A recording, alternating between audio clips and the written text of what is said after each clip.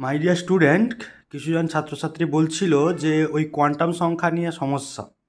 আজকে দেখো ওই কোয়ান্টাম সংখ্যাটা খুব সহজে কি করে নির্ণয় করতে পারবে, কোয়ান্টাম সংখ্যা থেকে যেসব এমসিকিউগুলো আসবে সেগুলো কিভাবে সহজে সলভ করতে পারবে। বলে রাখি, এই কোয়ান্টাম সংখ্যা হচ্ছে 4 প্রকার।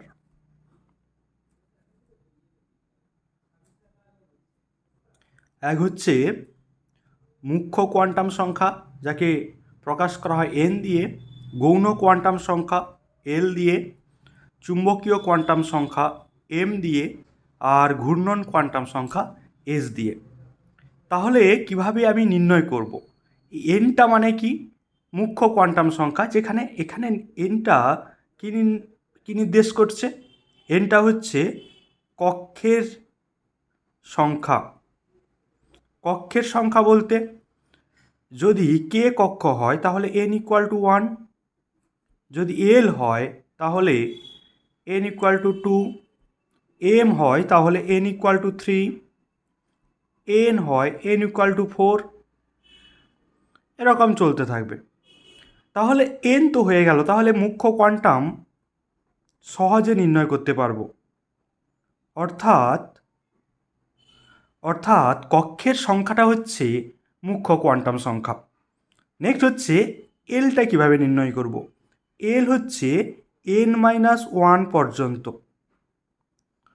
এই n-1 পর্যন্ত মানে কি? তাহলে যদি n ইকুয়াল টু 1 হয়, এল কত হবে? 1-1, তাহলে 0। আবার n ইকুয়াল টু 2 হলে এল সমান কত হবে? 2-1, তাহলে 1 পর্যন্ত, মানে হচ্ছে কত? 0, 1। আবার যদি n ইকুয়াল টু 3 হয় তাহলে এল কত হবে? 3-1, অর্থাৎ 2 পর্যন্ত। কোথা থেকে? 0 থেকে, তাহলে 0, 1, 2, এরকমভাবে চলতে থাকবে। অর্থাৎ এন যা হবে এল তার থেকে 1 কম হবে। এন যা হবে এল তার থেকে 1 কম হবে। পরে দেখো, এই যে এল এর মানের উপর নির্ভর করছে, এল যদি 0 হয় তাহলে কি হবে? এস উপকক্ষ নির্ভর করছে। তাহলে এল ইকুয়াল টু 0 হলে এস, আর এল ইকুয়াল টু 1 হলে পি। তাহলে এইটা নির্ভর করছে কি? উপকক্ষ নির্ভর করছে। এল ইকুয়াল টু 0 হলে এস, এল ইকুয়াল টু 1 হলে পি, এল ইকুয়াল টু 2 হলে ডি, এল ইকুয়াল টু 3 হলে এফ। তার মানে আমাকে এখান থেকে এই এলের অর্থাৎ গৌণ কোয়ান্টাম মিন করে দিচ্ছে যে কোন উপকক্ষ। এলের মান নির্দেশ করে দিচ্ছে যে উপকক্ষ কোনটা, এস নাকি পি নাকি ডি নাকি এফ। সহজে আমরা উপকক্ষ নির্ণয় করতে পারবো। পরে হচ্ছে এম, যেটা চুম্বকীয় কোয়ান্টাম সংখ্যা। ওটা হচ্ছে প্লাস এল থেকে শুরু করে 0-L পর্যন্ত। অর্থাৎ যদি এল 0 হয় তাহলে এম কত হবে? 0। আবার এল যদি 1 হয় তাহলে এম কত হবে? বললাম কি, প্লাস থেকে শুরু করে 0 হয়ে মাইনাস, তাহলে +1, 0, -1। এল ইকুয়াল টু 2 হলে কি হবে? এম ইকুয়াল টু হবে +2, +1, 0, -1, -2। তার মানে আমি দেখতে পাচ্ছি যে কি, প্লাস থেকে শুরু করে 0 হয়ে মাইনাস পর্যন্ত। পরে হচ্ছে এস, এসের হচ্ছে প্রত্যেকটার জন্য +12, -12। কারণ একটা কক্ষকে কটা ইলেকট্রন থাকতে পারে? 2টো ইলেকট্রন, এবং তারা বিপরীত স্পিনে থাকবে। তাই একটা যদি +12 হয়, অন্যটা কী হবে? -12। এইটা হচ্ছে কোয়ান্টামের সংখ্যা নির্ণয়ের ধারণা। এবার তোমাদের যেহেতু এমসিকিউ সিস্টেম, কিভাবে আসতে পারে? যে সোডিয়াম Na, তাহলে পরমাণু ক্রমাঙ্ক কত? 11। তাহলে কি হবে? 1s2, 2s2, 2p6,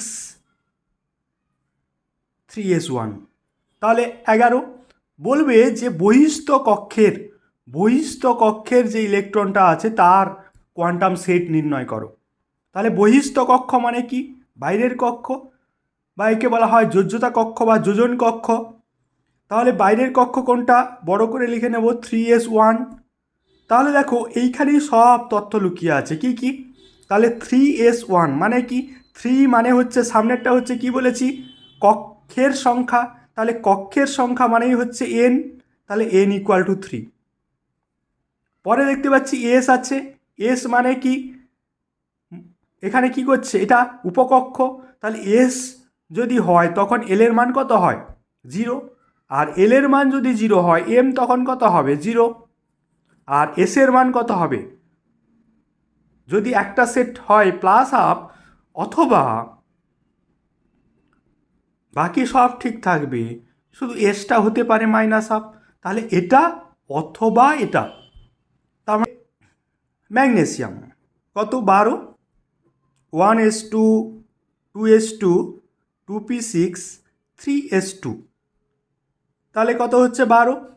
বলল যে এখানে যতগুলো ইলেকট্রন আছে এদের মধ্যে n+l অর্থাৎ মুখ্য কোয়ান্টাম সংখ্যা আর গৌণ কোয়ান্টাম সংখ্যার সমষ্টি কতগুলি ইলেকট্রনের 3 হবে। যে এখানে যে ইলেকট্রন বিন্যাস আছে তার মধ্যে n+l অর্থাৎ মুখ্য কোয়ান্টাম সংখ্যা আর গৌণ কোয়ান্টাম সংখ্যার সমষ্টি 3 হবে।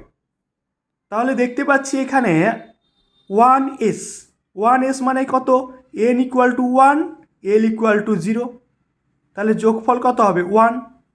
আবার 2s মানে হচ্ছে n = 2, l = 0, 2p n = তো 2, l = কত হচ্ছে? 1, তাহলে টোটাল কত হচ্ছে? 3। আবার এটা কি হচ্ছে? এটার হচ্ছে n = 3, s = 0, তাহলে 3 + 0 3। তাহলে দেখা যাচ্ছে কি যে এখানে যে 6টা ইলেকট্রন অর্থাৎ p2pতে 6টা ইলেকট্রন আছে তার n+l 3 হচ্ছে, এবং এখানে কি হচ্ছে? এখানে 3s এর কি হচ্ছে? n = 3, l = 0, এখানেও কত হচ্ছে? 3 হচ্ছে। তাহলে এর 3 এর 3, তাহলে মোট কটা ইলেকট্রন? পিতে 6টা আছে, এসে 2টো আছে, তাহলে মোট কটা ইলেকট্রন হবে? 8টা ইলেকট্রন। দেখো এখানে দেখা যাচ্ছে যদি l = 0 হয় তাহলে m = 0, তাহলে l 0 মানে হচ্ছে s। এই s হচ্ছে উপকক্ষ। এতে কক্ষকের সংখ্যা কত? কক্ষকের সংখ্যা হচ্ছে এসে কক্ষকের সংখ্যা কত? 1। এসে কক্ষকের সংখ্যা হচ্ছে 1। আবার l = যদি 1 হয় তাহলে ওটা হচ্ছে পি উপকক্ষ, সেখানে কক্ষকের সংখ্যা কত? কক্ষকের সংখ্যা কিন্তু 3। আবার l = যদি 2 হয়, এটা d, এখানে এটা হচ্ছে উপকক্ষ, এখানে কক্ষকের সংখ্যা হচ্ছে 5। l = যদি 3 হয় তাহলে এটা হচ্ছে f উপকক্ষ, কক্ষকের সংখ্যা হচ্ছে 7। তাহলে দেখা যাচ্ছে এসে সর্বাধিক, তাহলে কক্ষ হচ্ছে কটা? একটা, তাহলে সর্বাধিক কটা থাকবে? 2টো। এখানে 3টা, তাহলে সর্বাধিক কটা থাকবে? সর্বাধিক থাকবে এখানে 2টো, এখানে 2টো, এখানে 2টো, মোট 6টা। এটা হচ্ছে 5টা কক্ষক, তাহলে সর্বাধিক কটা থাকবে? 10টা। এটা হচ্ছে 7টা, সর্বাধিক কত থাকবে? 14টি ইলেকট্রন। 1 2 3 4 5 6 7, টোটাল থাকবে কত? 14টা ইলেকট্রন। তার মানে দেখতে পাচ্ছি যে এসে সর্বাধিক কতগুলো রাখতে পারে? 2টো। পিতে সর্বাধিক কটা রাখতে পারে? 6টা। ডিতে সর্বাধিক রাখতে পারে 10টা।